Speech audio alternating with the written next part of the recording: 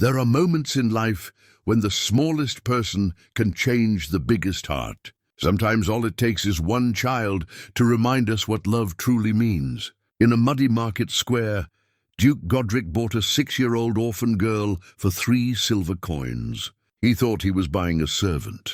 She was alone, frightened, and had nothing but the torn dress on her back. The Duke was known throughout the land as a man without mercy, hardened by years of war and loss. He ruled his castle with an iron fist and showed kindness to no one. But little Isolde would prove stronger than any army he'd ever faced. With her innocent questions and pure laughter, she began to crack the walls around his heart. Could one small orphan truly change the most feared lord in the realm? Before we jump back in, tell us where you're tuning in from, and if this story touches you, make sure you're subscribed because tomorrow I've saved something extra special for you. The stone walls of Ravenshollow Castle had witnessed 3 generations of Godric rule, but never had they enclosed such silence. Where once laughter echoed through the great halls and children's feet pattered across polished floors, now only the measured steps of servants and the occasional clank of armor broke the oppressive quiet. Duke Godric preferred it this way. Silence meant order. Order meant control. And control meant survival. He rose each morning before dawn, as he had for the past 7 years since the battle that changed everything. The ritual never varied. Cold water from the basin, the same black doublet, the same leather boots worn smooth by countless inspections of his domain. His movements were precise, economical, like a blade being sharpened, every action serving a purpose, nothing wasted on sentiment or comfort.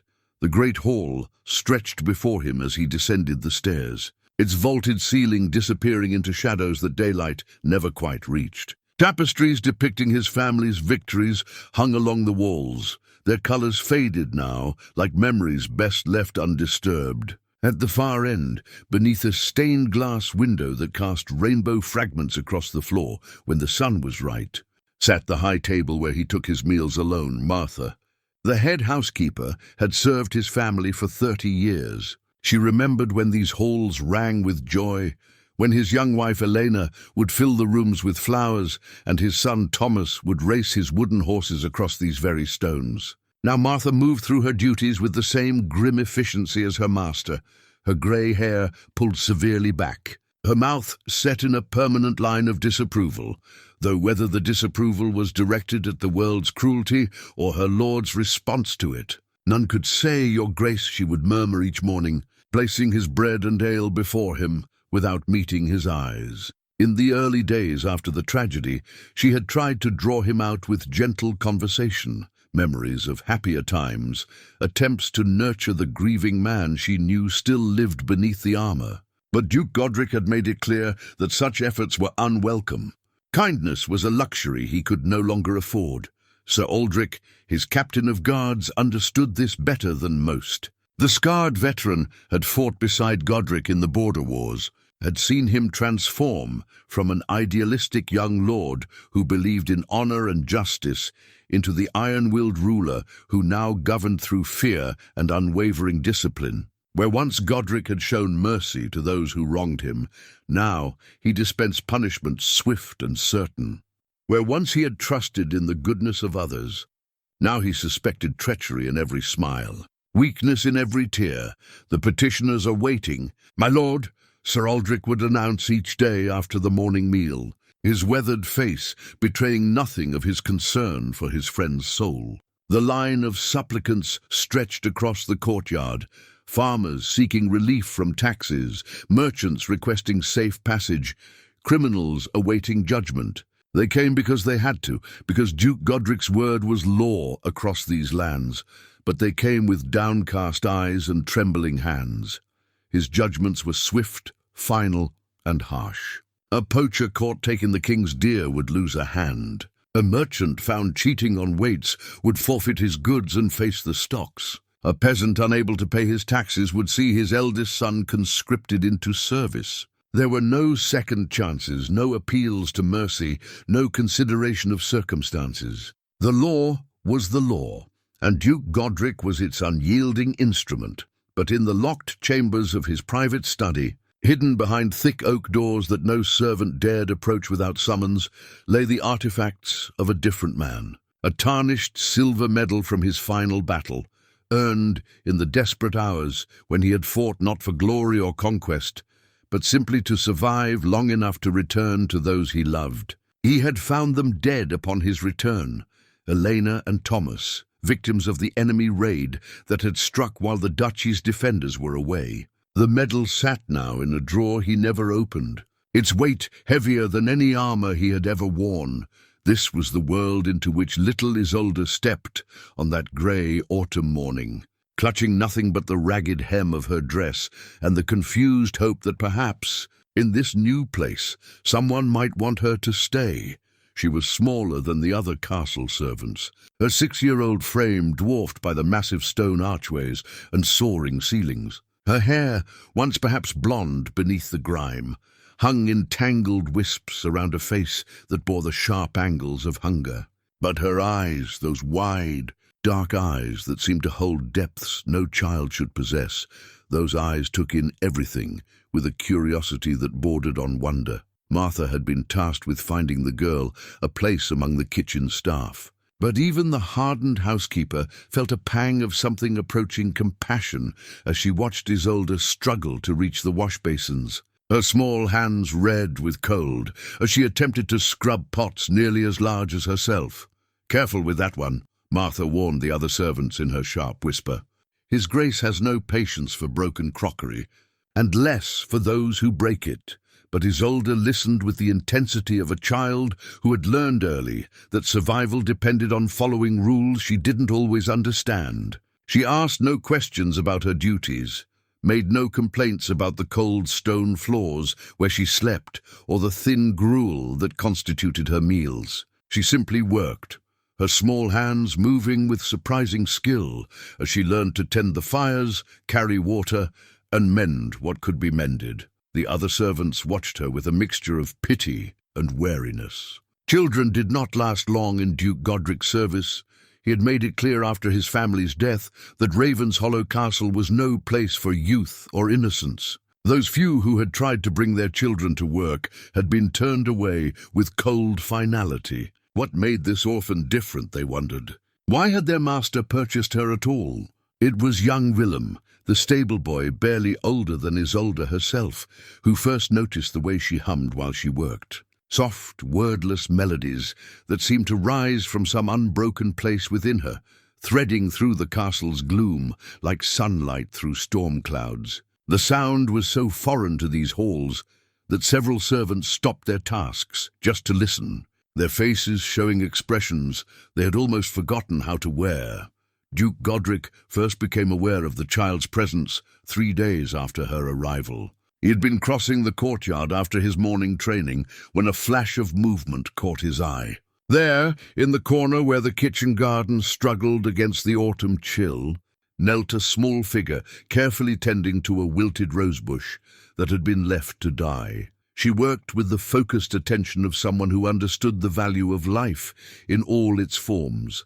Her small fingers gentle as she cleared away dead leaves and whispered words of encouragement to the struggling plant. It was such a simple scene, yet something about it stopped the Duke in his tracks. For a moment, just a heartbeat, he remembered another child in another garden. His son Thomas, proudly showing off the flowers he had helped his mother plant.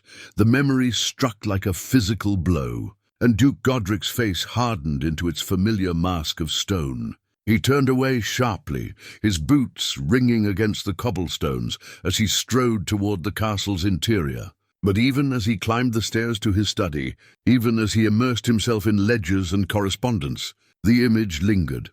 A small girl bringing life to something everyone else had given up for dead. That evening, as he sat alone at the high table picking at his meal, Duke Godric found his gaze drawn to the shadows at the far end of the hall, where the servants went about their duties. He told himself he was simply ensuring proper order, that his attention to their movements was no different from his inspection of the guards or his review of the castle's defenses. But when a small figure emerged from the kitchen, carrying a tray nearly as large as herself, He felt that same strange catch in his chest.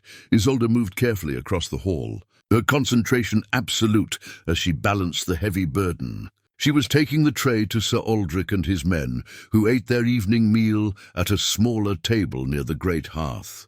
The distance was not far, but for someone of her size with her burden, it might as well have been a journey across the kingdom.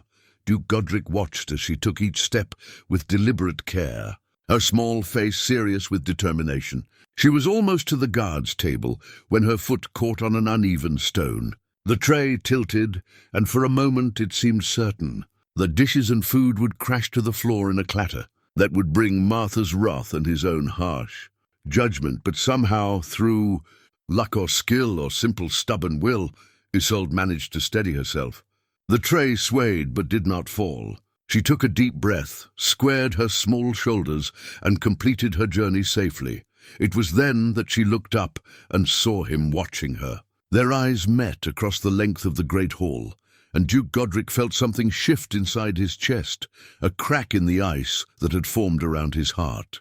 The child did not look away in fear as others did. Instead, she offered him the smallest of smiles, as if sharing a secret moment of triumph over the everyday challenges that life presented. He did not smile back, could not allow himself such weakness. But neither did he look away immediately, and in that prolonged moment of connection, something passed between them, an acknowledgement perhaps, or simply the recognition that they were both survivors in a world that had shown them little kindness. When the crash echoed through the great hall like thunder, shattering the evening's careful quiet into 1,000 glittering pieces. Duke Godric looked up from his correspondence to see his finest goblet, a masterwork of silver and sapphire that had graced his family's table for 3 generations, lying broken on the stone floor. Standing over the wreckage, her small hands pressed to her mouth in horror, was Isolde. The silence that followed was absolute. Every servant in the hall froze where they stood, their faces pale with the knowledge of what such destruction meant. Martha appeared at the kitchen doorway, her expression a mixture of fury and fear. Sir Godric's hand moved instinctively to his sword hilt, not in threat, but in the nervous habit of a man who had seen his lord's wrath unleashed too many times. Duke Godric rose slowly from his chair, his movements deliberate and controlled. Each footstep rang against the stones as he approached the scene of destruction, his shadow falling across the trembling child. This was the moment they all expected, the swift, harsh justice that had become his trademark. A servant who broke such a valuable piece would normally face the lash or banishment from the castle entirely. For a child, the punishment might be even more severe, a lesson to others about the cost of carelessness. But as he looked down at Isolde, something unexpected happened. The child raised her eyes to meet his, and where he expected to see the cringing fear that his presence usually inspired, he found something else entirely. Her eyes were bright with unshed tears, but they held no self-pity, no desperate pleading for mercy. Instead, they showed the deep remorse of someone who truly understood the weight of what she had done wrong. "I'm sorry, Your Grace," she said, her voice barely above a whisper but clear and steady. "I was trying to be careful.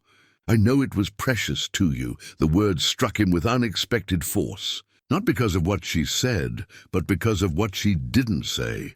There were no excuses about the goblet being too heavy for her small hands, no blame cast on others for giving her a task beyond her capabilities. She simply took responsibility, completely and without reservation. Duke Godric found himself studying her face, noting the determined set of her small jaw, the way she stood straight despite her obvious fear. "Do you know what that goblet was worth?" he asked, his voice carrying its usual stern edge. "No, Your Grace," Isolde replied honestly, "but I know it was more than I could ever repay. I would like to try, though. I could work extra hours, or I could give up my meals until the debt is paid." A collective intake of breath rippled through the watching servants. The child was offering to starve herself to make amends, a gesture so genuine and heartbreaking that even Martha's stern expression softened slightly. Duke Godric stared at the broken, pieces of silver scattered around Isolde's feet. The goblet had indeed been precious, not for its monetary value, but for the memories it held. His father had drunk from it on feast days, his grandfather before him. Elena had insisted they use it for their wedding toast, laughing as she declared that such beauty deserved to be part of life's celebrations, not hidden away in a treasury. He should punish the child. His reputation, his authority, the very order of his household demanded it. One did not maintain discipline through mercy, and he had learned long ago that softness was a luxury that invited disaster. Yet as he looked at Isolde's earnest face, he found himself remembering another moment of childhood contrition. His son Thomas, tears streaming down his cheeks after accidentally breaking one of his mother's favorite flowers, offering to give up his toy soldiers to make amends. The memory should have hardened his resolve, should have reminded him why he could not afford such emotional weakness. Instead, it created a strange ache in his chest, a longing for the gentleness he had once possessed. "Pick up the pieces," he said finally. His voice rough with suppressed emotion, Isolde immediately knelt and began gathering the shattered remnants, her small fingers working carefully to collect every fragment. Several pieces were sharp enough to cut, and Duke Godric noticed spots of blood beginning to dot her palms. But she continued without complaint until every piece of the broken goblet rested in her cupped hands. "Take them to the silversmith in the village," he continued, the words seeming to come from someone else. "Tell him the Duke requests that he examine them. If they can be repaired, have him do so. If not—" He paused, struggling with the unprecedented mercy he was about to show. "If not, have him melt them down and fashion something new, something useful." The servants exchanged glances of amazement. In 7 years, none had seen their lord show such clemency, especially not to someone who had damaged something of personal value. Martha's mouth actually fell open in shock, but Duke Godric was not finished. "You will escort her, Sir Aldrich," he said to his captain. "See that she arrives safely and returns with word of the silversmith's assessment." "Yes, my lord," Sir Aldrich replied, his voice carefully neutral despite his obvious surprise. As the crowd began to disperse, their whispered conversations already spreading word of this unprecedented event throughout the castle, Duke Godric found himself alone with his thoughts. He returned to his seat at the high table, but the correspondence that had seemed so important moments before now lay forgotten. Instead, he found himself replaying the scene, analyzing his own response with the same tactical precision he applied to military strategy. He had shown mercy. Worse, he had shown mercy in public, before witnesses who would undoubtedly discuss this moment in every corner of the castle. Such actions could be seen as weakness, could encourage others to test the boundaries of his authority. It was exactly the kind of emotional decision-making he had sworn to avoid after the tragedy that had cost him everything. Yet, as he sat in the gathering twilight, Duke Godric could not bring himself to regret the choice. There had been something about the child's response, her immediate acceptance of responsibility, her willingness to sacrifice for her mistake, her complete lack of self-serving excuses that had reminded him of the man he used to be, the man who had believed that justice could be tempered with mercy, that strength could coexist with compassion. Later that evening, as he made his customary rounds of the castle, he passed by the servants' quarters and paused. Through the partially open door, he could see Isolde sitting on her small pallet, her hands wrapped in strips of cloth that Martha had provided for her cuts. She was working on something by the light of a single candle, a crude wooden horse carved from kitchen scraps, its features rough but recognizable. The sight stopped him cold. It was such a simple thing, yet it spoke to something profound about the child's character.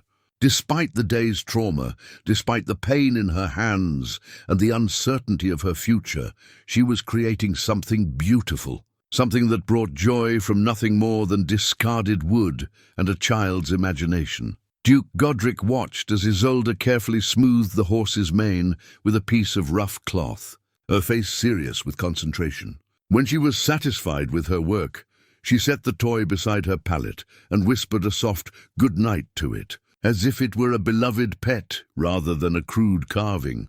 The gesture was so innocent, so full of the simple faith that goodness could be found even in the hardest circumstances, that Duke Godric felt something shift deep within his chest. The walls he had built around his heart, the protective barriers that had kept him safe from further pain, developed their first hairline crack. He turned away before she could notice his presence. But as he climbed the stairs to his own chambers, he carried with him the image of a little girl who could find wonder in carved wood and offer forgiveness even when she was the one who had been wronged. For the first time in 7 years, Duke Godric fell asleep, thinking not of loss and regret, but of resilience and hope, qualities he had thought were gone from his world forever, now embodied in a 6-year-old orphan who had somehow begun to work her way past his defenses, with nothing more than honesty and a wooden horse carved from scraps. In the days following the goblet incident, Isolde began to venture beyond the kitchen and servants' quarters with a curiosity that both amazed and unnerved the castle's inhabitants. While other servants kept their eyes down and moved through their duties with practiced invisibility, the child explored Ravenshollow's halls with the wonder of someone discovering a new world. She asked questions that no one else dared voice. "Why are there so many empty rooms?" she inquired of Martha one morning as they passed through a corridor lined with locked doors. Were they for guests? Did people used to visit here? Martha's face tightened at the innocent queries. "That's not for you to wonder about, child. Keep to your work and mind your place." But Isolde's curiosity was as natural as breathing, and it could not be contained by stern warnings or implicit threats. She noticed things that others had learned to overlook. The way dust motes danced in shafts of sunlight streaming through stained glass windows, the intricate carvings on stone pillars that told stories of long-ago battles and celebrations, the portraits that hung in shadowed alcoves, their subjects watching the halls with painted eyes that seemed to hold secrets. It was this last observation that led to her greatest transgression yet. While carrying fresh linens to the upper floors, Isolde noticed that one door stood slightly ajar, a heavy oak barrier that usually remained firmly sealed. Through the gap, she glimpsed what appeared to be a vast chamber filled with books and papers, sunlight streaming across a massive wooden desk. Her curiosity proved stronger than her caution. The Duke's private study was a sanctuary that no servant had entered uninvited in 7 years. Maps covered one wall, marking territories and trade routes with military precision. Shelves lined with leather-bound volumes stretched from floor to ceiling, their spines bearing titles in languages Isolde couldn't read. But it was the covered object in the corner that drew her attention, something large and rectangular, draped in black cloth like a shroud. With the fearless exploration that only children possess, Isolde approached the mysterious object and carefully lifted one corner of the covering. Beneath lay a painting of such beauty that she gasped aloud. It showed a man who looked like Duke Godric, but younger and smiling, his arm around a woman with kind eyes and golden hair. Between them stood a boy perhaps a year or two older than Isolde herself, his face bright with laughter. "What are you doing here?" The voice cut through the room like a blade, and Isolde spun to find Duke Godric standing in the doorway. His face was a mask of fury, his eyes blazing with an anger that seemed to burn the very air around him. She had never seen such rage before, not even when she had broken his precious goblet. "I'm sorry, Your Grace," she stammered, dropping the cloth as if it had caught fire. "The door was open and I saw the pretty things and I wanted to get out." His voice was low, deadly quiet. "Get out now."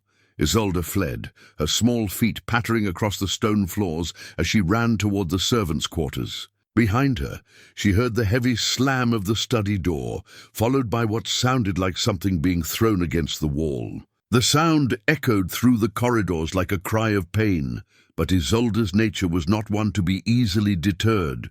That evening, as Duke Godric sat alone at his high table, She approached with the careful steps of someone walking on thin ice. In her hands she carried a small wooden bowl containing a simple meal of bread and cheese, her own portion of the evening's fare. "Your Grace," she said softly, placing the bowl beside his plate. "I brought you something extra, in case you were still hungry." Duke Godric looked at the offering with suspicious eyes. "Why?" "Because you seemed sad," Isolde replied with the devastating honesty of childhood.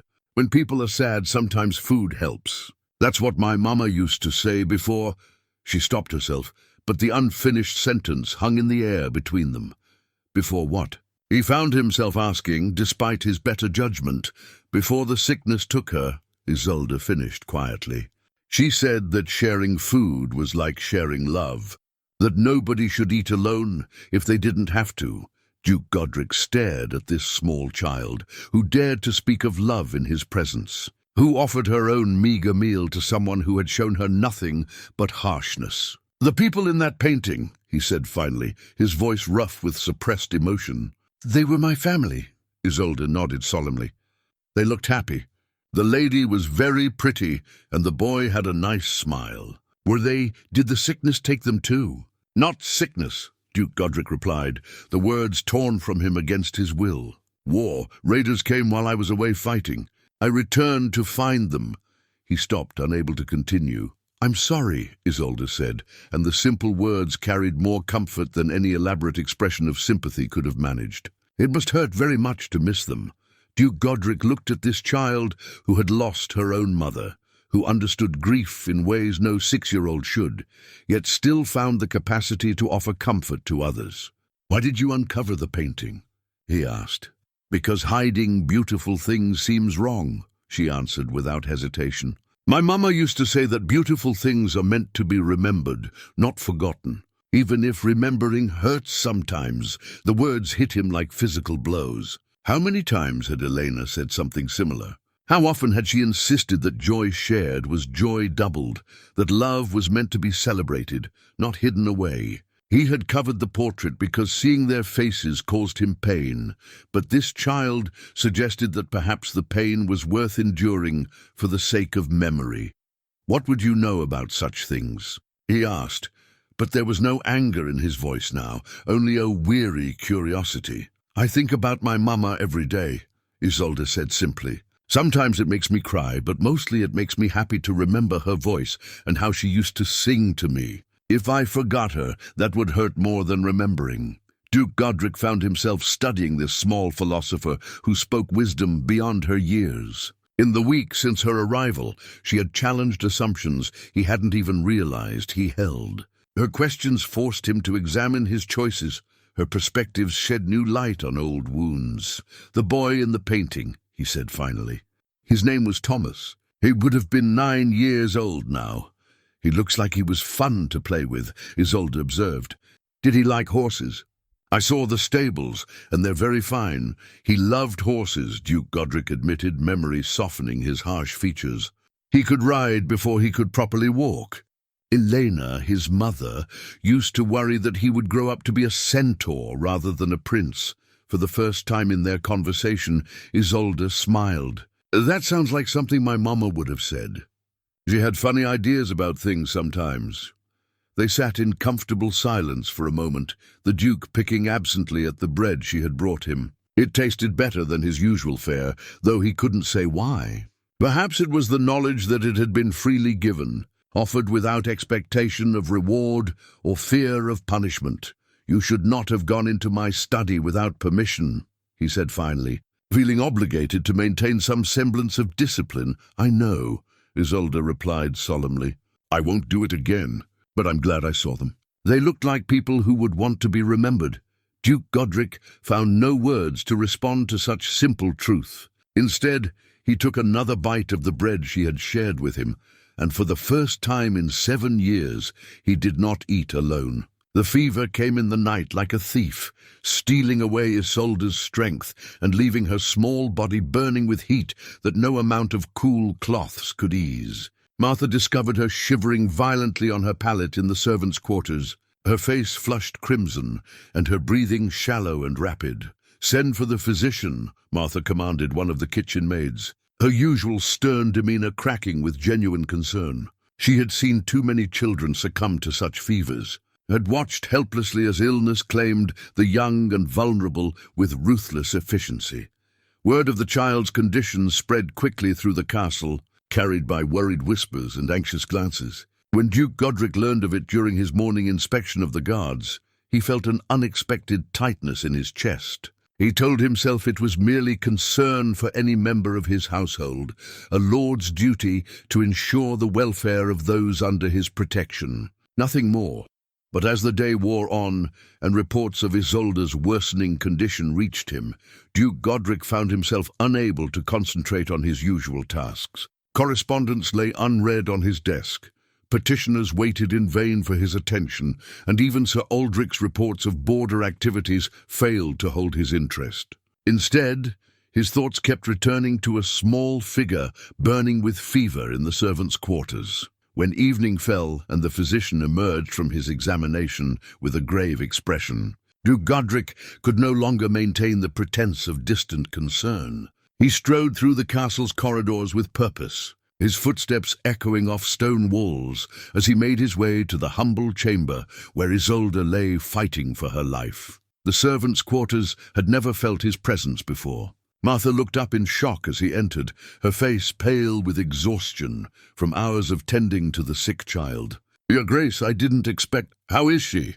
he interrupted, his eyes fixed on the small form beneath the rough blankets. "The fever is very high," Martha replied quietly. "The physician has done what he can, but—" She left the sentence unfinished, but her meaning was clear. Duke Godric approached the narrow bed where Isolde lay, her face flushed and damp with perspiration, her breathing labored. Even in her delirium, she clutched the wooden horse she had carved, holding it close to her chest like a talisman against the darkness that threatened to claim her. "Has she spoken?" he asked. "Mostly fevered words," Martha said. "She calls for her mother sometimes, tells stories about gardens and singing. When she asked for you, Your Grace, wanted to know if you had uncovered the pretty picture yet." The words struck Duke Godric with unexpected force. Even in her illness, the child thought of others, worried about his grief rather than her own suffering. It was a generosity of spirit that shamed him, a reminder of the compassion he had once possessed but had buried beneath years of bitterness and rage. "I will sit with her tonight," he announced, ignoring Martha's startled expression. "Your Grace, that's not necessary. I will sit with her," he repeated, his tone brooking no argument. "You have done enough. Rest." Martha hesitated, clearly torn between obedience to her lord and her protective instincts toward the child. Finally she nodded and withdrew, leaving Duke Godric alone with Isolde and his churning thoughts. He pulled a chair beside the bed and settled into what would become the longest vigil of his life. Through the dark hours, he watched over her as she fought the fever that racked her small body. When she shivered, he adjusted her blankets. When she cried out in delirium, he spoke quietly to reassure her, his voice gentler than it had been in years. "Rest easy, little one," he murmured during one of her more agitated moments. "You are safe here. No harm will come to you while I watch." As dawn approached, Isolde's fever finally broke. Her breathing eased, her color improved, and she slipped into the peaceful sleep of recovery rather than the restless tossing of illness. Duke Godric felt a relief so profound that it left him shaken, forcing him to confront the depth of concern he had developed for this orphan child. In the days that followed, as Isolde slowly regained her strength, something fundamental shifted in their relationship. She would tell him stories during her recovery, tales of her life before the auction, memories of her mother's songs, and the small kindnesses that had sustained her through hardship. Her resilience amazed him, her ability to find joy in simple things despite all she had endured. Mama used to say that every person has a light inside them, she told him one afternoon as he brought her a bowl of Martha's strengthening broth. Sometimes the light gets covered up by sad things, but it never really goes out. It just needs someone to help it shine again. Duke Godric found himself sharing memories in return, carefully chosen recollections of Thomas's laughter, Elena's wisdom, moments of happiness from the life he had lost. Speaking of them no longer felt like tearing open old wounds. Instead, it felt like honoring their memory, keeping their spirits alive through words and remembrance. "Your son sounds like he was very brave," Isolde said after he told her about Thomas's first riding lesson. "I bet he would have been a great knight like his father." "He wanted to be," Duke Godric admitted. "He used to practice with wooden swords, insisting that someday he would protect the whole kingdom." "Maybe he still does," Isolde suggested with the matter-of-fact wisdom that seemed to be her hallmark. "Just in a different way. Mama always said that love doesn't end when people go away. It just changes into something else, something that helps the people left behind." Her words planted seeds of thought that would grow in the days to come. Duke Godric began to see his daily routines with new eyes, questioning choices he had made in grief rather than wisdom. When he dispensed justice in the Great Hall, he found himself remembering Thomas's innocent questions about fairness. When he walked through the castle's halls, he heard Elena's laughter echoing in Isolde's bright voice.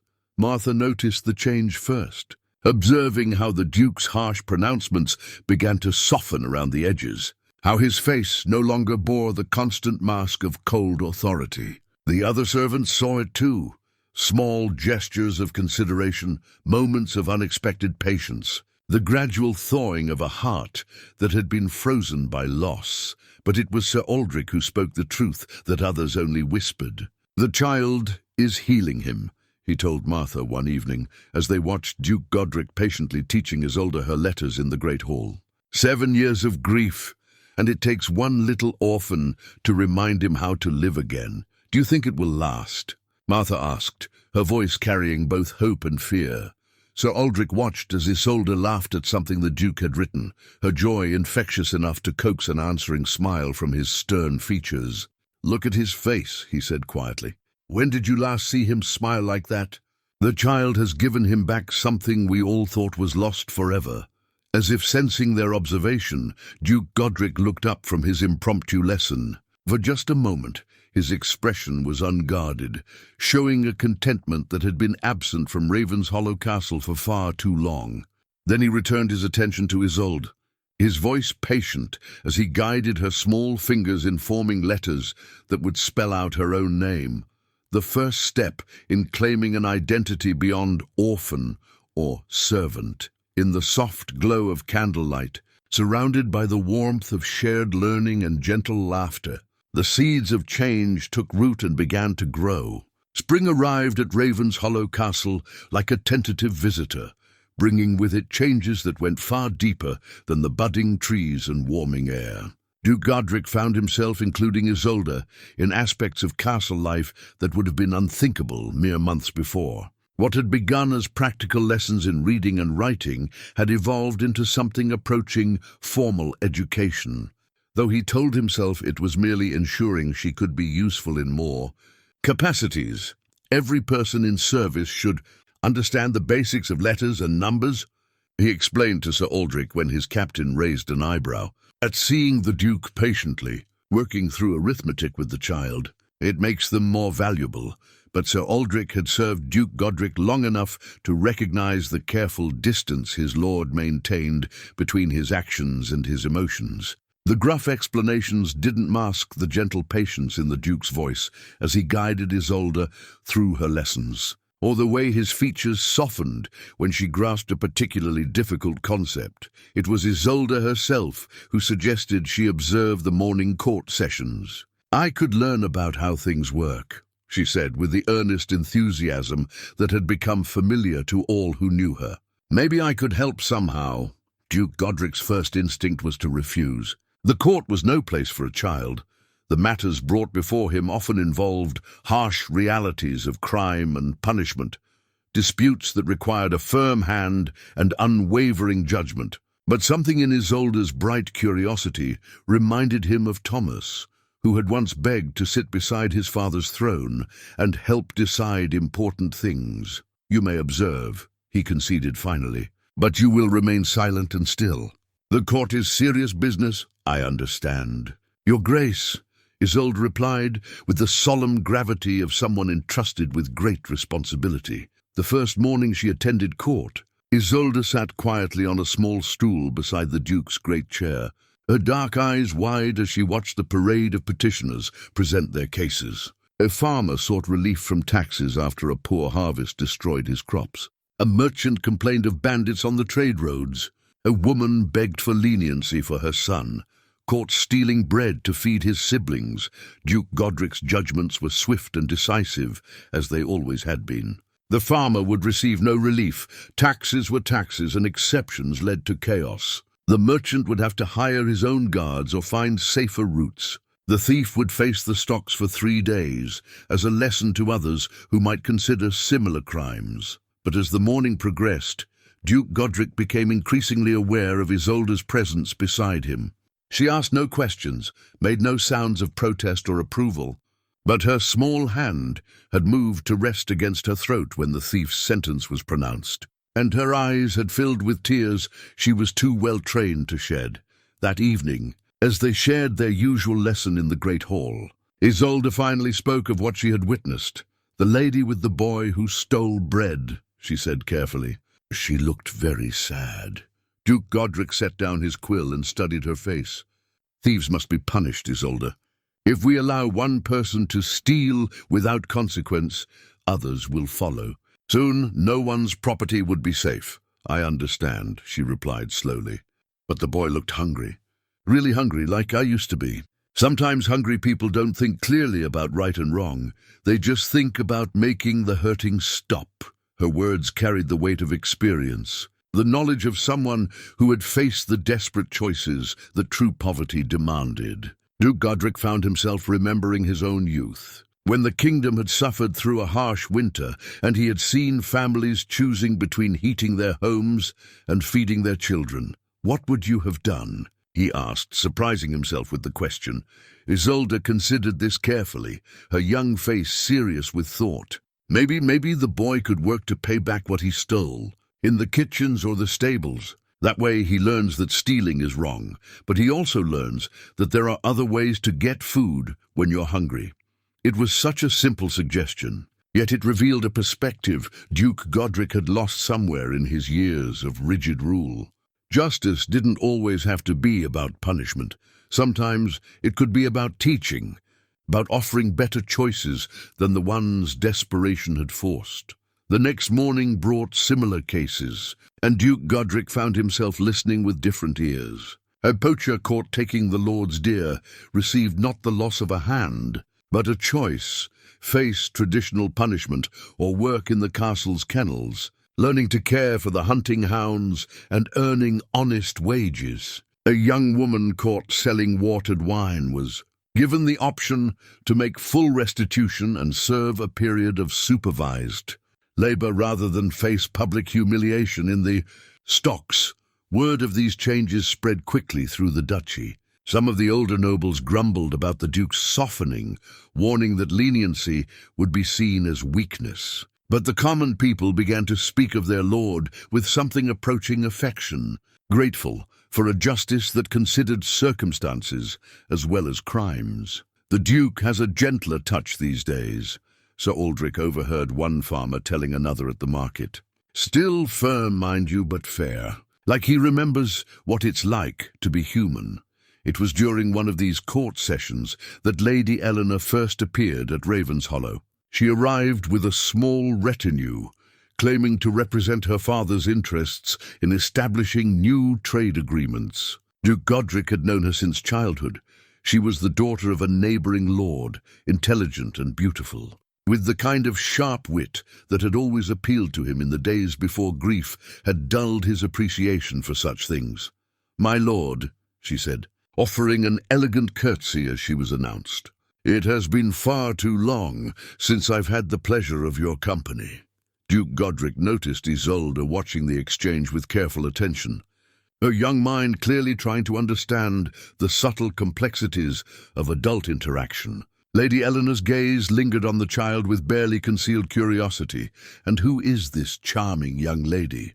Eleanor asked, her tone carrying just enough warmth to seem genuine while maintaining the distance appropriate to addressing a servant. Isolde assists with various household duties, Duke Godric replied, his protective instinct stirring at something in Eleanor's too careful smile. She is under my personal protection. The phrase was more formal than necessary, carrying implications that went beyond a lord's general responsibility for his servants. Lady Eleanor's eyes sharpened with interest, clearly filing away this information for future consideration. As the days passed and Eleanor extended her visit, Duke Godric found himself torn between the social obligations of hosting a noble guest and his growing attachment to the quiet rhythms he had developed with Isolde. Eleanor was sophisticated company, well-versed in politics and court intrigue, able to discuss matters of statecraft with the intelligence he had once valued above all else. But it was with Isolde that he found genuine peace. Their evening lessons had become the highlight of his day, moments of simple connection that reminded him why life was worth living. When Eleanor suggested that perhaps the child's presence was inappropriate during their adult conversations, Duke Godric felt a surge of protective anger that surprised him with its intensity. Isolde's education is important to me, he said firmly. She will continue to attend our lessons. Lady Eleanor smiled and inclined her head gracefully, but Duke Godric caught the flash of calculation in her eyes. In that moment he realized that the bonds he had formed with Isolde had changed more than just his approach to justice. They had changed his very understanding of what mattered most in life. The political alliances and noble connections that had once seemed paramount now felt hollow compared to the authentic affection of a child who asked nothing from him but the chance to learn and grow. As spring deepened into early summer, Duke Godric found himself faced with choices he had never expected to confront. The man he was becoming was increasingly at odds with the man he had been, and at the center of this transformation sat a small girl with dark eyes full of wisdom, teaching him daily that the greatest strength often lay in allowing oneself to care. The summons arrived with the dawn, carried by a messenger whose mud-splattered cloak and lathered horse spoke of desperate urgency. Duke Godric read the message twice before its full meaning settled into his consciousness like a cold stone in his chest. Raiders had crossed the eastern border, not common bandits seeking easy plunder, but organized forces moving with military precision toward the heart of his duchy. Sir Aldrich found him in his study, the parchment still clutched in his hand, and his face bearing an expression the captain hadn't seen in months. The hard, calculating look of a man preparing for war. How many men can we muster? Duke Godric asked without preamble. 200 mounted, perhaps 50 more on foot if we call in the reserves, Sir Aldrich replied, his own battle-tested instincts already assessing their options. But my lord, if these are the same forces that... They are. Duke Godric's voice carried absolute certainty. The same banners, the same tactics. Warlord Kaelan has returned to finish what he started 7 years ago. The name hung between them like a curse. Kaelan the Red, called so for the crimson cloak he wore and the bloody trail he left in his wake. He had been the architect of the raid that had killed Elena and Thomas, the enemy whose forces had struck while Duke Godric was away defending the kingdom's borders. Now he had returned, drawn perhaps by reports of the duchy's prosperity or simply by the desire to complete his earlier conquest. Duke Godric rose from his desk and moved to the window, his gaze fixed on the courtyard below where Isolde sat in the morning sun, carefully tending to the herb garden she had coaxed back to life. The sight of her, so small, so vulnerable, so completely trusting in his ability to protect her, filled him with a fear more profound than any he had felt facing enemy armies. "We ride within the hour," he commanded, his voice resuming the iron tone that had once been his constant companion. "Send word to our allies. Summon every man who can hold a sword and the castle's defenses." Sir Aldrich asked, "Seal the gates. No one enters or leaves without my express command." Duke Godric paused, his jaw tightening with the weight of his next words. "If we fall in the field, if the worst should happen, You are to take Isolde and flee to your cousin's holdings in the north. She is not to fall into Caelin's hands under any circumstances." Sir Aldrich nodded grimly, understanding the depth of protection the Duke was demanding. But as they prepared to leave the study, Duke Godric's steps faltered. How could he explain to Isolde that he was leaving, that the safety she had found at Ravenshollow might be nothing more than a temporary reprieve? How could he bear to see fear replace the trust in her dark eyes? He found her still in the garden, humming softly as she worked among the plants that had flourished under her care. She looked up as his shadow fell across her, and her smile of greeting died as she saw his expression.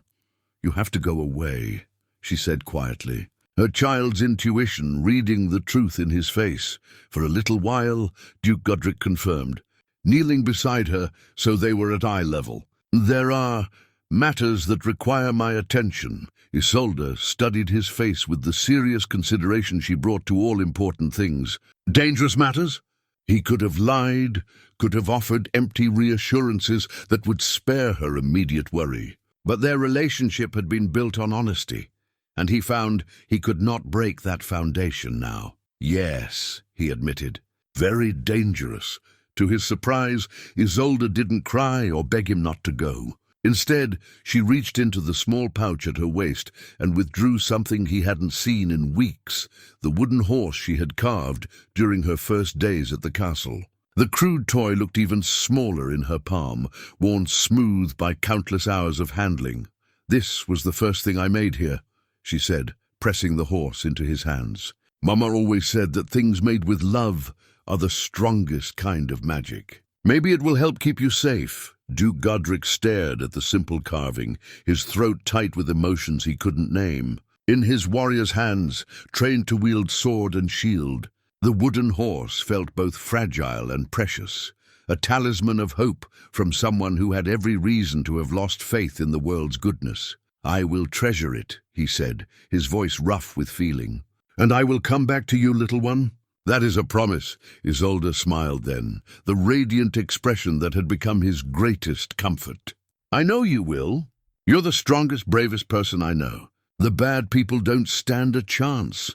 Her faith in him was absolute, uncomplicated by adult understanding of how battles could turn, how even the strongest warriors could fall. As Duke Godric rose to leave, tucking the wooden horse carefully into his belt pouch, he carried with him not just a child's gift, but her unwavering belief that good would triumph over evil. The ride to meet Caelin's forces was a grim affair.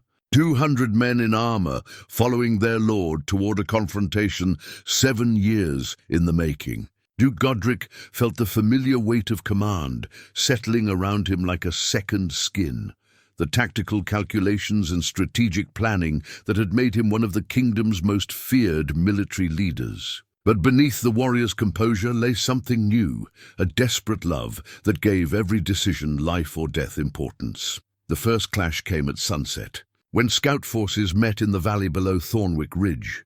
Duke Godric led from the front, his sword singing through the air as he carved a path through enemy lines. But even as he fought with the skill and fury that had made him legendary, part of his mind remained focused on the wooden horse pressed against his side, a reminder of what he fought to protect. When the initial skirmish ended with the enemy forces retreating to regroup, Sir Aldrich found his lord standing apart from the others, staring back toward the distant towers of Ravenshollow. "She'll be safe," the captain said quietly.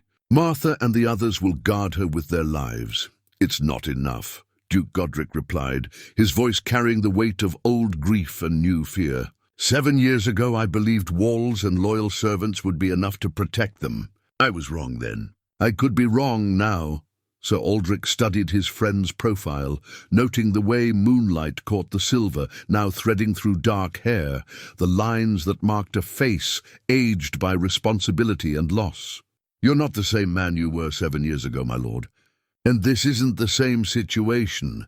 "No," Duke Godric agreed, his hand moving unconsciously to touch the pouch containing Isolde's gift. 7 years ago I fought for duty, for honor, for the abstract concept of protecting my people. Now I fight for something much more dangerous. I fight for love, The admission hung between them, an acknowledgement of vulnerability that the old Duke Godric would never have allowed himself to voice. But the man, who had learned to smile again at a child's laughter, who had discovered that mercy could coexist with strength, was no longer afraid of admitting that his heart had stakes in the coming battle. As they made camp for the night, Duke Godric found himself thinking not of military strategies or tactical advantages, but of evening lessons by candlelight, of small hands learning to form letters, of a voice humming wordless melodies that had brought music back to silent halls. The wooden horse seemed to pulse with warmth against his side, carrying with it all of Isolde's faith and love, a reminder that some things were worth any risk, any sacrifice, to preserve. The discovery came by accident, as the most life-changing revelations often do. Martha was directing the servants in moving furniture to the upper chambers, a precaution against the coming siege, when the heavy oak chest in Duke Godric's study proved too cumbersome for the narrow staircase. As they tilted it to navigate the corner, the chest's ancient lock, weakened by decades of use, finally gave way. Papers scattered across the stone floor like fallen leaves, old correspondence, military reports, documents that chronicled the duchy's history. Martha knelt to gather them, her fingers moving with practiced efficiency until they closed around something unexpected, a small leather pouch, cracked with age and bearing a seal she had not seen in many years. Inside the pouch lay documents that made her hands tremble as she read. A marriage certificate bearing names that struck her heart like thunder. A birth record written in a hand she recognized from years of managing household accounts. And at the bottom of the collection, a silver signet ring bearing the crest of House Godric, not the Duke's own seal, but that of his younger brother, Lord Marcus. Martha sank into the Duke's chair. The papers spread before her as the full weight of discovery settled in her mind. Lord Marcus had married in secret during the war years, taking a bride from the merchant class, a union that would have caused scandal among the nobility, but had been kept hidden while he served in distant campaigns. The marriage certificate was dated 8 years ago. The birth record showed a daughter born 7 years past, named Isolde. The timing aligned with devastating precision. Lord Marcus and his young wife had been killed in the same raid that claimed Duke Godric's family, not as random victims, but as specific targets of warlord Caelan's campaign to destroy the entire Godric bloodline. Only the child had survived, spirited away by a loyal servant named Willem, who had died protecting her before she was eventually lost to the streets and ultimately sold at auction. Martha's mind raced as she remembered Isolde's arrival, how the Duke had seemed drawn to purchase her despite his stated hatred of children, how the girl's presence had affected him so profoundly from the very beginning. Had some deep instinct recognized the blood connection even when conscious knowledge remained hidden? The implications were staggering. Isolde was not simply an orphaned servant. She was Duke Godric's niece, the last surviving member of his immediate family, the rightful heir to lands and titles that made her a valuable prize for ambitious enemies. More than that, she was living proof that the Godric line had not been completely extinguished, and that hope for the future remained, despite all the losses of the past. But Martha's relief at the revelation was quickly overshadowed by fear. If warlord Caelan learned that a Godric heir still lived, his determination to complete his genocide would intensify beyond all reason. The child who had brought such joy and healing to Ravenshollow would become the most hunted person in the kingdom. Martha gathered the documents with shaking hands, her mind already calculating the dangers and possibilities this knowledge presented. She had to tell Duke Godric, but he was away fighting for their very survival. She had to protect Isolde, but how could she explain the sudden need for extra vigilance without revealing the truth to a child too young to bear such burdens? As if summoned by her thoughts, Isolde appeared in the doorway of the study, her dark eyes wide with curiosity about the scattered papers and overturned furniture. "Martha, are you hurt?" the child asked, noting the housekeeper's pale complexion and trembling hands. "You look like you've seen a ghost," The innocent question struck Martha with ironic accuracy. In a sense, she had seen ghosts. The phantom of Lord Marcus lived on in his daughter's features, now that Martha knew to look for the resemblance. The shape of her eyes, the stubborn set of her chin, the way she tilted her head when thinking, all were echoes of the young lord who had died believing his family line had ended with him. "Just old papers creating a mess," Martha managed to say, though her voice carried a tremor she couldn't quite suppress. "Nothing for you to worry about, child." But Isolde had learned to read the undercurrents of adult emotion, with the survival instincts of someone who had faced abandonment too many times. She approached Martha slowly, her small hand reaching out to touch the housekeeper's arm with gentle concern. "Are you sure? You seem frightened. Is it because of the bad men who are coming?" Martha looked down at this child, this precious, unknowing heir, and felt her heart break with the weight of secrets she could not share. How could she explain that Isolde's very existence was both a miracle and a curse, that her blood made her invaluable and vulnerable in equal measure? "Come here, little one," Martha said finally, opening her arms to embrace the girl who meant so much more than anyone had realized. "Let me hold you for a moment." Isolde settled into Martha's lap with the trusting ease of a child who had learned to find safety in unexpected places. As Martha stroked her hair, she noticed details that now carried new significance, the aristocratic elegance of bone structure that spoke of noble breeding, the intelligence that went beyond mere cleverness to suggest true education potential, the natural grace that seemed at odds with her humble circumstances. "Martha," Isolde said quietly, "if something happens to Duke Godric, will I have to leave this place?" The question pierced Martha's heart with its innocent vulnerability. The child had found belonging at Ravenshollow, had blossomed under the Duke's protection and care, but she still carried the orphan's fear of displacement. The knowledge that safety could be temporary and love conditional. "You belong here," Martha said firmly, the words carrying more truth than Isolde could possibly understand. "This is your home, child, your family. Nothing will change that."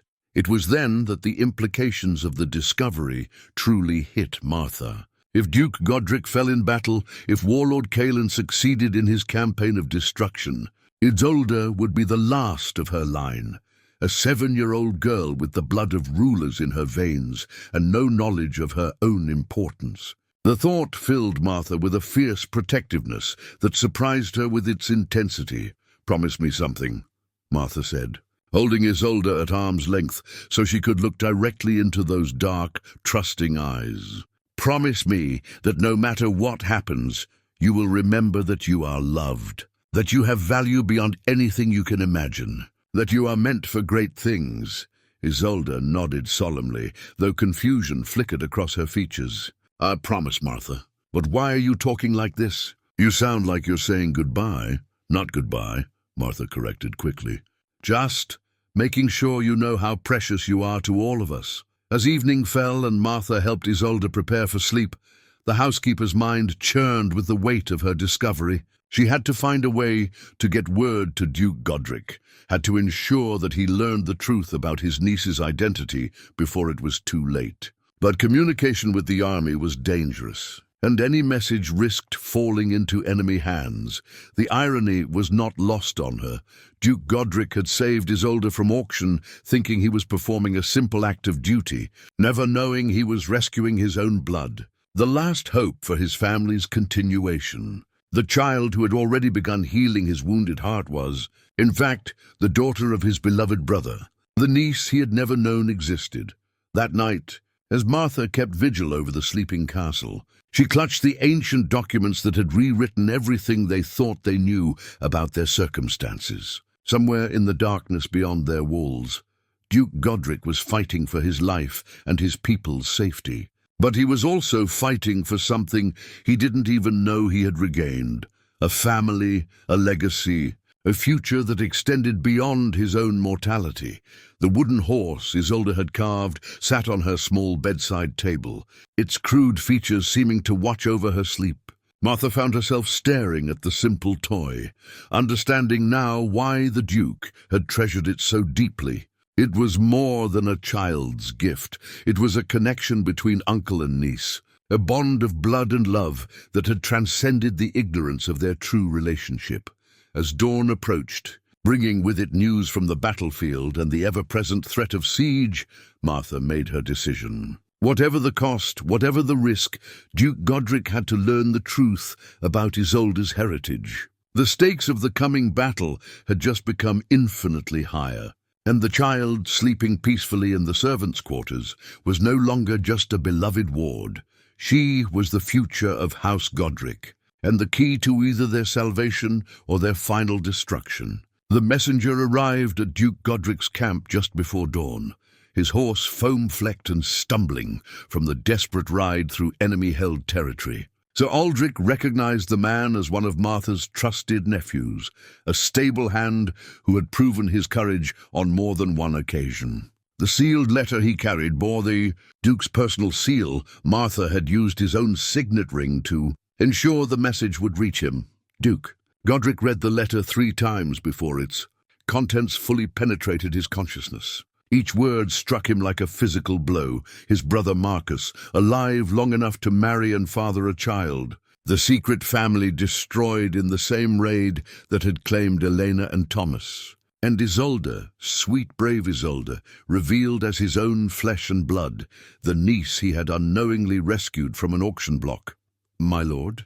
Sir Aldric ventured, noting the way his commander's hands trembled as he lowered the parchment. "Isolde," Duke Godric said, his voice barely above a whisper.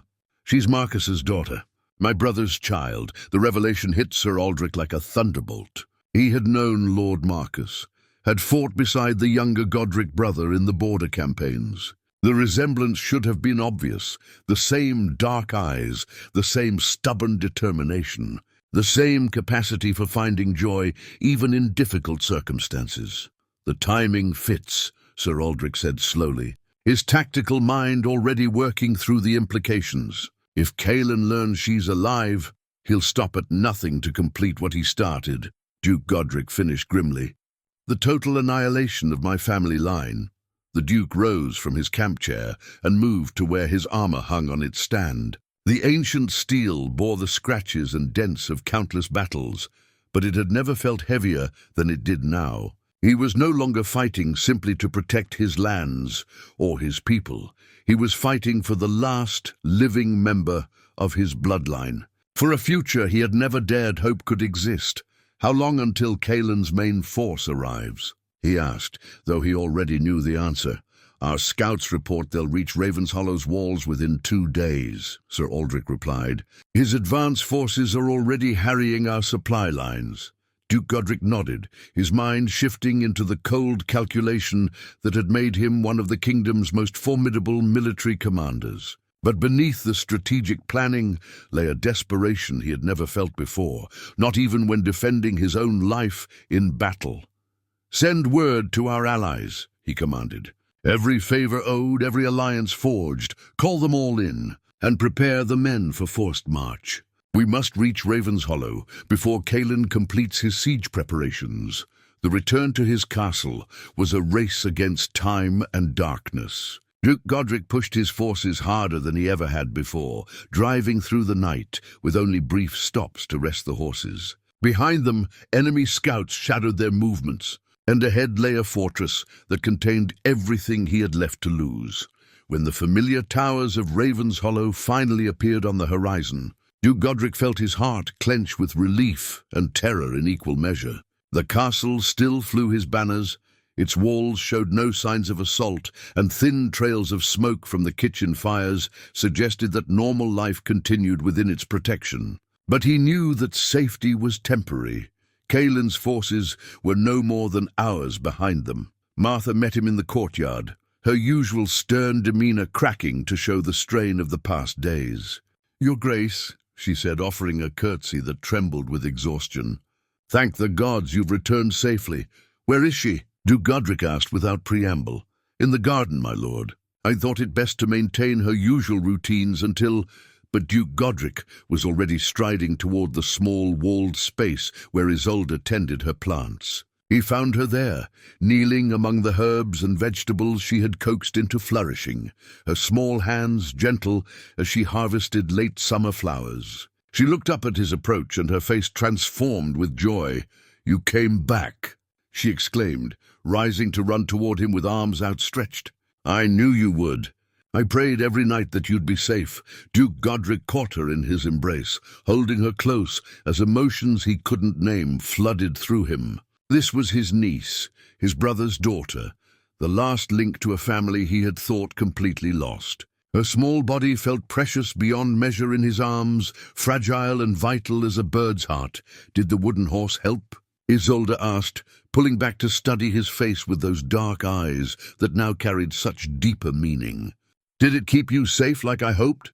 Duke Godric reached into his pouch and withdrew the carved toy, its surface worn smooth from countless touches during long nights of battle and worry.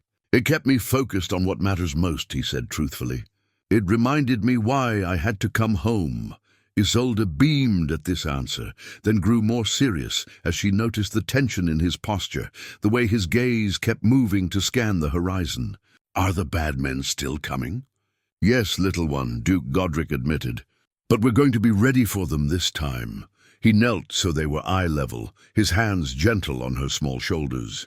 There was so much he wanted to tell her, about her true parentage, about the brave parents who had died protecting the secret of her existence, about the noble blood that flowed in her veins. But she was still so young, and the knowledge would bring burdens along with understanding.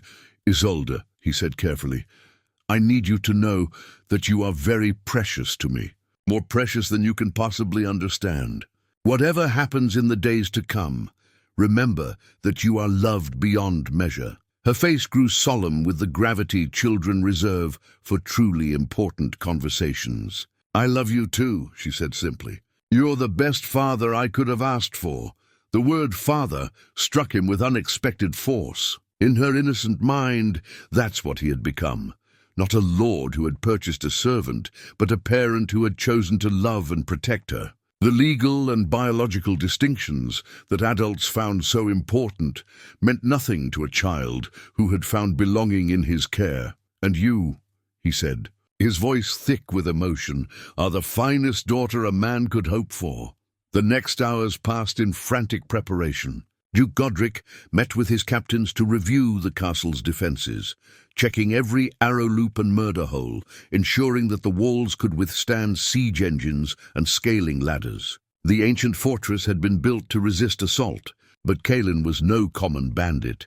He was a military commander who had studied Ravenhollow's weaknesses for 7 years. It was during these preparations that Lady Eleanor approached him in his study, her face pale with fear that seemed genuine enough. "My lord," she said, "surely you cannot mean to shelter here during a siege. As your guest, I have the right to safe passage to my father's lands." Duke Godric studied her carefully, noting the way her eyes kept moving to the documents spread across his desk. Maps showing supply routes and defensive positions, letters from allies promising aid, information that would be valuable to an enemy commander planning an assault. "The roads are too dangerous," he said simply. "You'll be safer within these walls." "But surely a small party could slip away under cover of darkness," Eleanor pressed. "I have loyal men-at-arms who could escort me to safety." Her insistence struck him as odd, given that any attempt to leave the castle now would be tantamount to suicide. Enemy scouts controlled the surrounding countryside, and Kaelin's forces were closing the net around Ravenshollow with professional efficiency. "No one leaves," Duke Godric said firmly. "Those are my orders." Eleanor's mask slipped for just a moment, revealing a flash of anger that transformed her features into something far less beautiful. "You would hold a noble lady prisoner in her hour of need? I would protect a guest in my home from the dangers that await beyond these walls," he replied evenly. But as evening approached and the final preparations were completed, Duke Godric found his suspicions about Eleanor growing stronger. Small inconsistencies in her story, the way she asked seemingly innocent questions about defensive preparations, Her knowledge of details about the castle's layout that seemed too thorough for a casual visitor all pointed to a conclusion he didn't want to accept. It was Sir Aldric who brought him the proof. The captain entered his study carrying a small metal object that glinted in the candlelight, a signal mirror of the type used for long-distance communication. Found it hidden in Lady Eleanor's chambers. "My lord," Sir Aldric reported grimly. "Along with these." He produced a collection of coded messages, their meaning clear enough even without translation. Eleanor had been reporting their defensive preparations to someone beyond the castle walls, providing detailed intelligence about troop movements and strategic positions. Duke Godric felt a cold rage settle in his chest. Not the hot fury of battle, but the icy calculation of betrayal, recognized and punishment planned. "Arrest her," he commanded. "Quietly. I don't want to cause panic among the other nobles." As Sir Aldric moved to carry out his orders, Duke Godric remained in his study, staring at the ancient sword that hung above his desk. The blade had been carried by 5 generations of Godric lords, had tasted the blood of enemies, and defended the innocent for over 2 centuries. Tomorrow it would taste blood again, and this time he would wield it not just for duty or honor, but for the most powerful motivation of all. He was fighting for family, for the niece who didn't yet know her true heritage, but had already given him back his capacity for love, for the memory of a brother whose sacrifice had preserved the future of their bloodline, for the hope that someday Isolde would rule these lands with the wisdom and compassion she had already begun to demonstrate. The wooden horse sat on his desk beside the sword, a child's gift that had become a talisman of hope. Tomorrow would bring the greatest test of his life, but tonight Duke Godric allowed himself a moment of quiet gratitude for the miraculous discovery that had transformed his understanding of everything that mattered. The last Godric heir slept peacefully in her chamber, unaware that her very existence had just become the focal point of a battle that would determine the fate of an entire duchy. But she was no longer unprotected. She had an uncle who would move heaven and earth to keep her safe, and an extended family of loyal servants who would give their lives before allowing harm to come to the child who had brought light back to their shadowed halls. The first burning arrow struck the castle walls, just as dawn painted the eastern sky crimson, a color that seemed prophetic of the blood that would soon stain Ravenshallow's ancient stones. Duke Godric stood atop the battlements, his armor gleaming in the early light, watching as warlord Kaelin's forces emerged from the morning mist, like demons materializing from nightmare. There were more of them than expected. What intelligence had suggested would be a raiding force of perhaps 300 had swollen to nearly twice that number. Kaelin had spent 7 years gathering allies, promising them shares of the Godric wealth and lands in exchange for their loyalty. Now they spread across the valley below like a dark tide, their banners snapping in the wind and their war cries echoing off the castle walls. "Archers to your positions," Duke Godric commanded, his voice carrying clearly across the battlements. "Let them come within range, then show them how Ravenshollow defenders greet unwelcome guests." Below in the great hall, Isolde helped Martha and the other servants prepare supplies for the siege, bandages torn from fine linens, water barrels positioned near the walls, food stores rationed with careful precision. The child worked with the same focused determination she brought to all her tasks. But Duke Godric could see the fear she tried to hide behind her brave smile. "The arrows have pretty fire on them," she observed, watching through a narrow window as more burning projectiles arced toward the castle. "But fire can hurt people, can't it?" "It can," Martha replied gently, guiding Isolde away from the window. "But these walls have stood for 300 years, child. A few arrows won't bring them down." Duke Godric descended from the battlements to check on the defenders' positions, but his path took him past the hall where Isolde worked. She looked up as he passed, her dark eyes bright with a courage that humbled him. "I made extra bandages," she announced proudly, holding up strips of cloth torn with careful precision. "And I helped count the arrows in the armory." "We have lots," The simple declaration struck him more powerfully than any war cry. Here was a 7-year-old child facing siege and possible death, yet her first instinct was to help, to contribute whatever she could to their collective defense. The nobility in her blood showed not in titles or ceremony, but in this instinctive understanding of duty and service. "You've done excellent work," Duke Godric told her, kneeling briefly to inspect her handiwork. "These will help save lives. Will you save lives too?" Isolde asked with the directness that always caught him off guard. "I will try," he promised, his hand moving unconsciously to touch the pouch where her wooden horse rested against his heart. "I will try very hard." The first assault came with the noon sun, when Kaelin's forces moved against the outer walls with scaling ladders and siege towers. Duke Godric had positioned his best archers along the ramparts, their arrows finding their marks with deadly precision as enemy soldiers attempted to breach the castle's defenses. "Hold the walls!" he shouted, moving from position to position to encourage his men. "Remember what we protect: our homes, our families, our future." The defenders fought with the desperation of men who knew that defeat meant more than military loss. It meant the destruction of everything they held dear. Sir Aldric commanded the eastern wall, where the assault was heaviest, his sword flashing as he cut down enemies who managed to gain the ramparts. But it was the sight of Isolde that truly inspired the castle's defenders. She moved through the courtyard carrying water to the wounded, her small voice offering words of comfort to injured soldiers who looked at her with something approaching awe. Here was their lord's chosen daughter, the child who had brought light back to Ravenshollow, working tirelessly to help them in their hour of greatest need. "Fight for the little lady," one wounded archer whispered to his companions. "Don't let those bastards take our angel." The sentiment spread through the ranks like wildfire. These men had watched Isolde grow from a frightened orphan into a beloved member of their community. They had seen how her presence had transformed their harsh lord into a man capable of mercy and justice. Now she represented not just innocence to be protected, but hope for a future worth preserving. As the afternoon wore on, the first assault was repelled with heavy losses to the enemy. Bodies littered the ground below the walls, and Kaelin's war cries carried a note of frustrated rage. He had expected to breach the outer defenses quickly, but Ravenhollow's defenders fought with an intensity that surprised him. "Bring up the rams!" his voice thundered across the battlefield. "And ready the fire catapults. If they want to hide behind stone walls, we'll bring those walls down around their ears."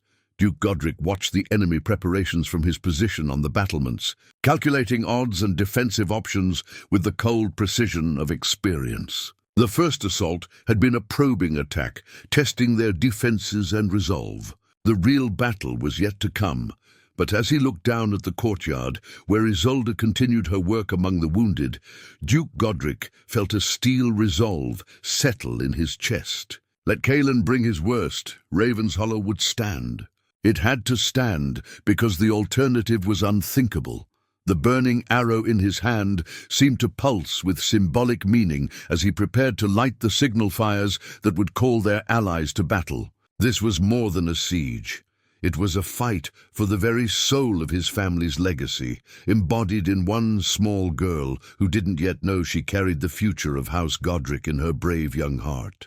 6 months after the siege, Ravenshollow Castle had been transformed from a fortress of shadows into a place where laughter echoed through ancient halls, and sunlight seemed to linger longer in every room. The scars of battle had been carefully repaired, but more importantly, the scars on human hearts had begun to heal under the gentle influence of hope renewed. Duke Godric stood in his study, no longer the private sanctuary it had once been, but now a place where he conducted both official business and informal lessons with his beloved niece. The covered portrait had been replaced by a magnificent new painting, one that showed him and Isolde together in the castle's garden, their faces bright with the contentment that had taken root in their lives. The formal adoption ceremony had taken place a month after the siege, attended by nobles from across the kingdom who came to witness the Duke's public acknowledgement of Isolde as his heir. But the legal formalities had merely confirmed what everyone who knew them already understood. They were family in every way that mattered, bound by love rather than obligation. "Uncle Godric," Isolde said, looking up from the parchment where she was practicing her letters, "do you think Mama and Papa would be happy that we found each other?"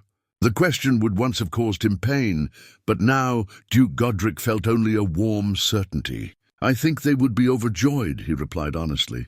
"Your father always believed that families were meant to take care of each other, no matter how far apart they might seem." Isolde smiled at this answer, then returned to her writing with the focused determination that had become her trademark.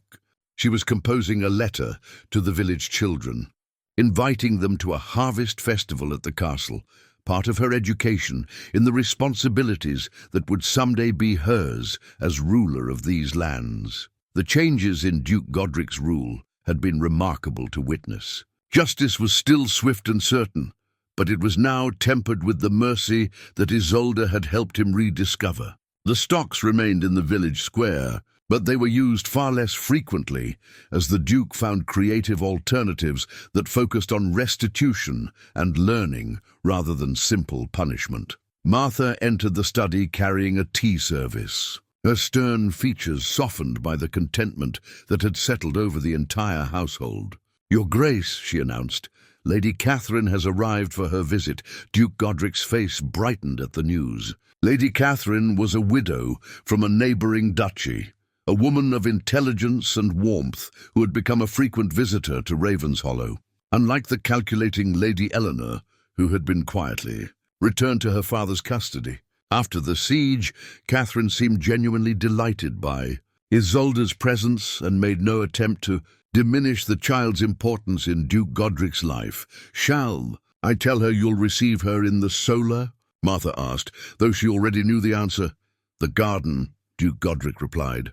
"Isolde will want to show her the new roses we planted." Indeed, Isolde had already abandoned her letter-writing at the mention of their guest, her face bright with excitement. She had taken it upon herself to serve as unofficial hostess for visitors to the castle, a role she performed with natural grace that suggested noble breeding, even without knowledge of her true parentage. The garden had become Isolde's particular domain, transformed under her care from a struggling collection of surviving plants into a riot of colour and life. She led Duke Godric and Lady Catherine along the winding paths, pointing out each variety with the enthusiasm of someone who had discovered that growing things brought its own form of magic. "This one's my favourite," she announced, stopping beside a rose bush heavy with deep red blooms.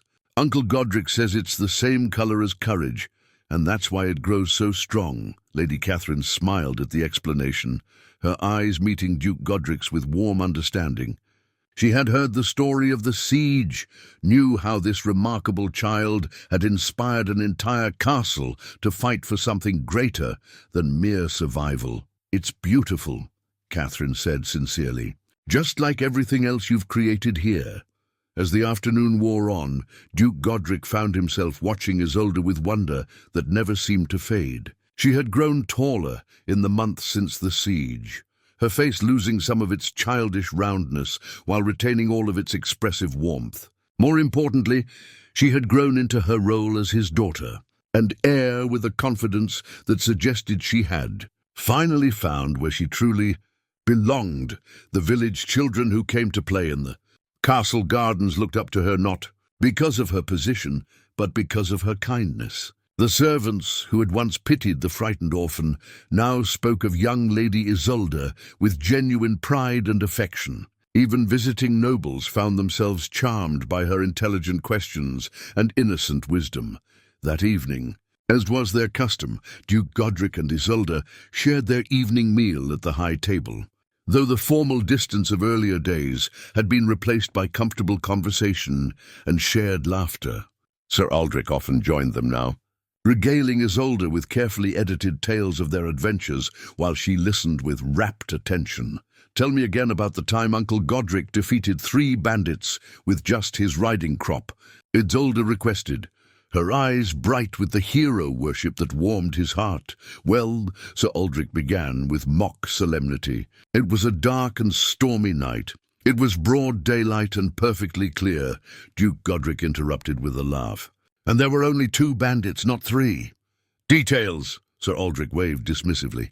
"The important thing is that your uncle has always been the bravest man I know, even before he had someone as special as you to fight for."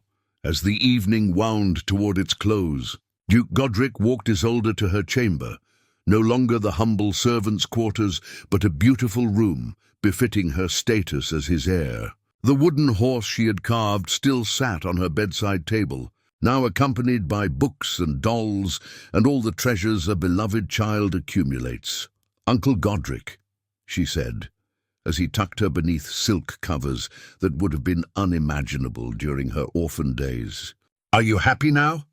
The question was simple, but its answer encompassed everything that had changed in his life since that grey autumn day when he had bought a frightened child at auction. "Happier than I ever thought possible," he replied truthfully.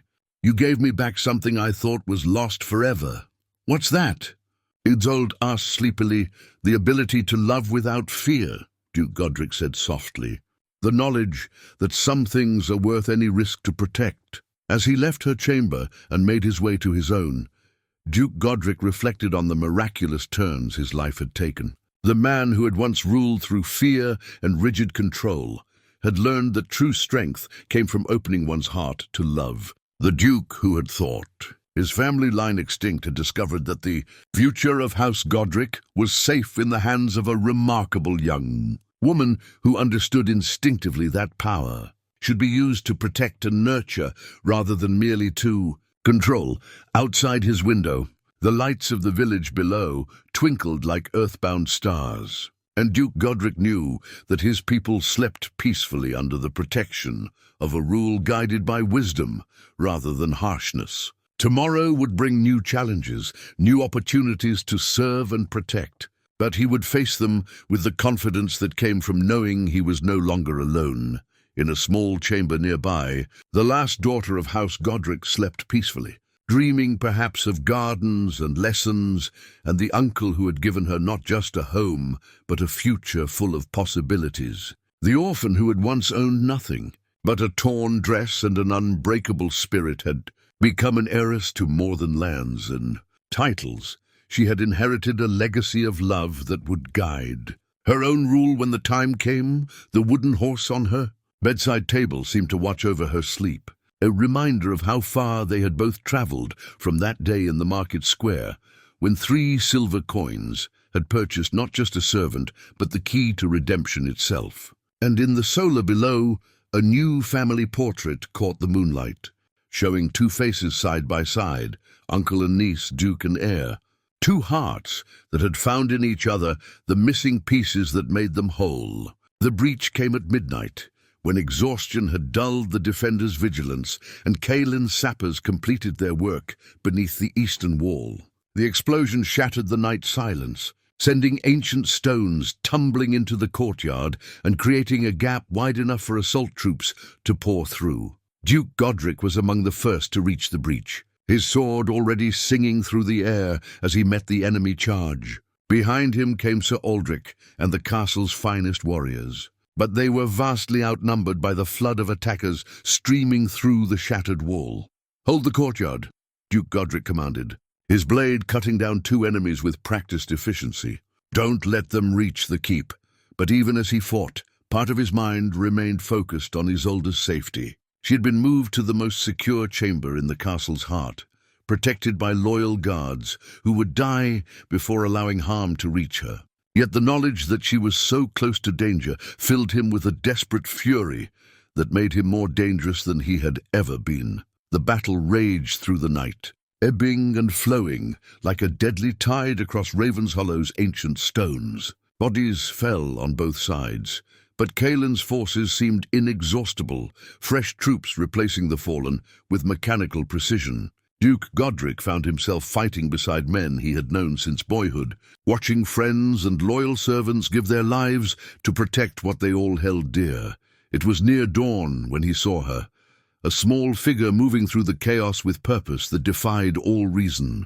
Isolde had escaped her guards, carrying a water bucket to tend the wounded despite the arrows that still filled the air around her. "Get back to safety," Duke Godric shouted, but his voice was lost in the clash of steel and the cries of battle.